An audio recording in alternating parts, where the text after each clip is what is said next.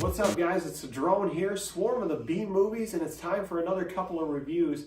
I'm going to be reviewing two movies this week again.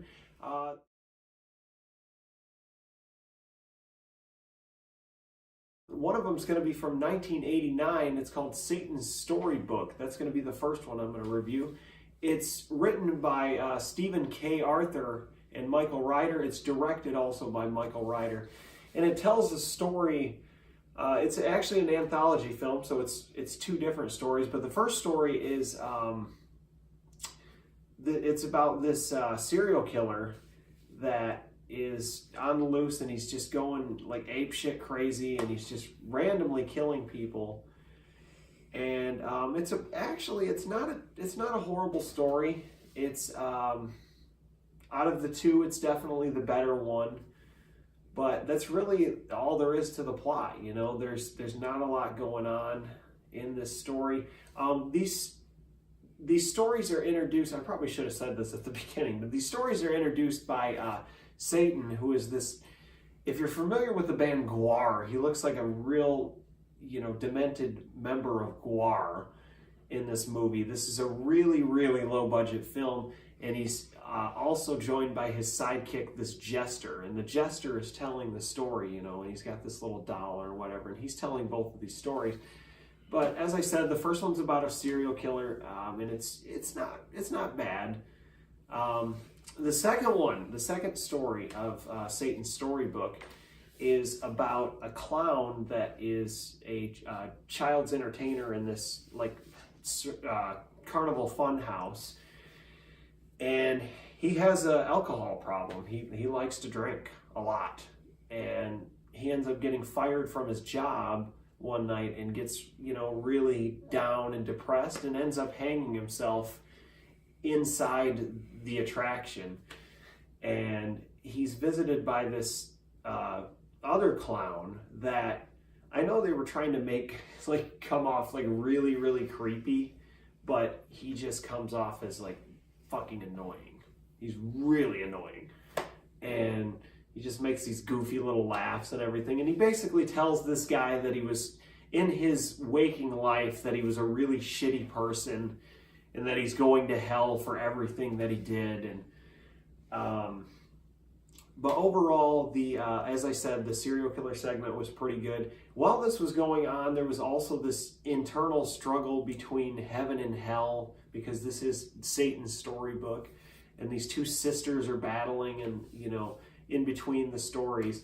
So there's a lot going on in this movie, even for an anthology film. But overall, this was kind of I've seen a lot better as far as anthologies, even B-movie anthologies. So I'm going to give this one B down.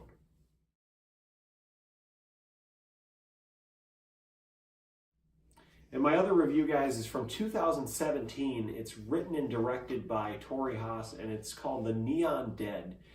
And it tells the story of this girl, Allison, who has it starts right off, and there's a zombie in her house.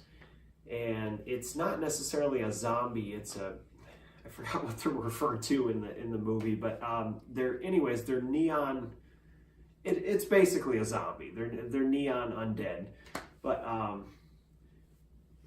so she ends up calling somebody or having a visitor at her door, and it's this little Girl Scout girl, and she's trying to sell stuff or whatever, and she's like, what are you doing here, blah blah blah.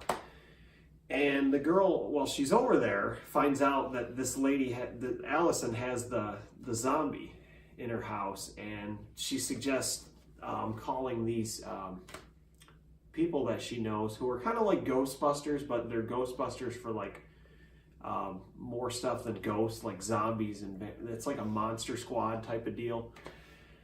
And so these two guys come over that own their own company, and kind of all hell breaks loose, and they they investigate what's going on or whatever. And there's some really funny stuff, funny elements in this movie. One of the first things they find out is that you can just, by instant, you can just kill these zombies with table salt. You just throw table salt on the zombie and it just disappears. so they're really easy to kill. But this is not a... One thing that I did like about this wasn't a typical like zombie horde killing movie where, you know, they're just the main characters, the main protagonists are just killing zombies the whole damn time. Like that's not what it is. There's actually like an internal story here. As you already know, and I don't have to reiterate, I don't like to spoil, but it really kind of slogs off in the middle a little bit, but towards like the last 20 minutes, this movie is absolutely fantastic. Simply for that, though, for the middle being like it was, I was debating on whether to give this 2 Bs up. I'm not going to, but I am going to give it a strong 1 B up. Hey guys, and also, if you like videos like this, you know what to do. Hit, subscribe, whatever, you know what to do. Anyway, drone out.